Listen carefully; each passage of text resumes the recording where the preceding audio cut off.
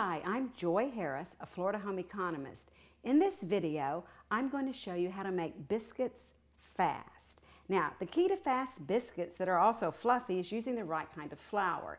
In here, I have 2 cups of self-rising flour, but this is also a southern flour, which is a little fluffier and softer. So in order to make great southern biscuits, you got to use southern flour. So I have 2 cups of self-rising soft flour in here, and to that I'm going to cut in butter and shortening.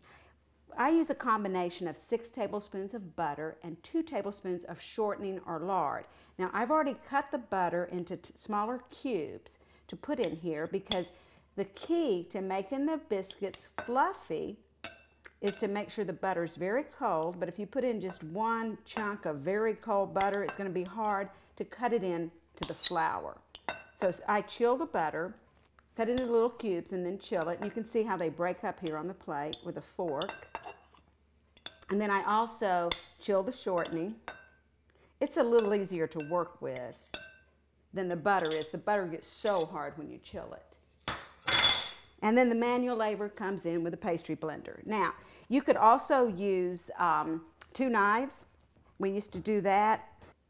Okay, I'm cutting in the shortening and the butter until this looks like coarse crumbs. Cutting in is just the term that you use because you cut the butter with the pastry blender. And when you can see that there aren't any large chunks left in there, every once in a while, when I turn it like this, I'll see a large chunk. So I'm going to do it just a little bit longer. But overworking the dough affects what it looks like. So the nice thing about making quick biscuits is you don't want to overwork this.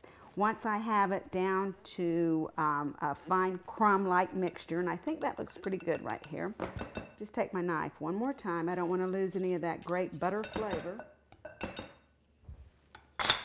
And then stir in 3/4 cup of milk. Now, I use a fork to stir the milk in, and you want to work quickly. And you don't want to mix it like you would a cake mix. You just mix it until the milk and the flour are just blended and it all sticks together. And by using a fork, it adds a little more, you can incorporate a little more air into there. And it just is something that my grandmother always did when she made biscuits. And so it's just the way I've always made biscuits, and a lot of people use a fork to mix up their biscuits. Now, you can see this is moist and sticky. And so I'm moving it onto the flour-covered pastry board.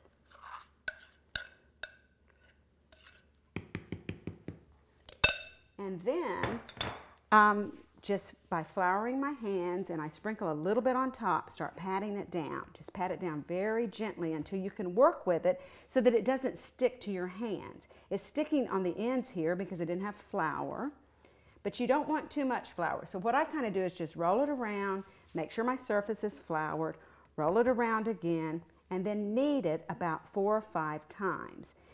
When you're kneading this, all you're doing is patting it down and rolling it over. And then when you pat it down again, it should look like one solid piece here. But when you fold it over, if you feel any moisture in there, then you know you might want to knead it one more time. If you knead it too many times, you're going to end up with golf ball biscuits instead of white fluffy biscuits. They're going to end up being little round hard things. Once it's kneaded, it doesn't feel sticky anymore, then pat it down to about 1/2 inch. And then take a biscuit cutter. You can either put a little flour on it, or you can use a greased biscuit cutter and cut your biscuits by pushing straight down. Do not twist it. You might want to push it out, but you don't want to twist the cutter because that affects the rise of the biscuit. And then you're ready to just put this directly on. I use a flat iron skillet, and it makes about 6 biscuits. Now, if there's any flour or a lot of flour on the top of the biscuit, before you put it onto the skillet, you can do it back and forth in your hands to remove the excess flour. After you've cut out your first 3 biscuits, you'll want to re-roll the scraps, but don't over knead it because it'll make the biscuits very, very tough. And then you should be able to get 3 more biscuits for your pan.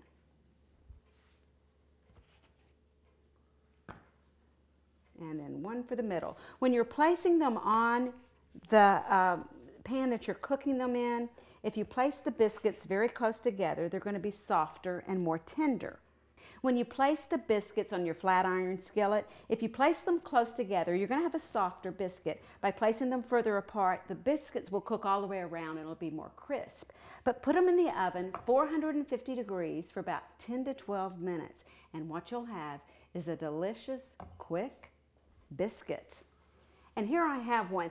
And I learned to make these from my grandmother. And this is actually an apron made out of a flour sack that my grandmother had whenever she made biscuits, and I like to use it whenever I serve my biscuits.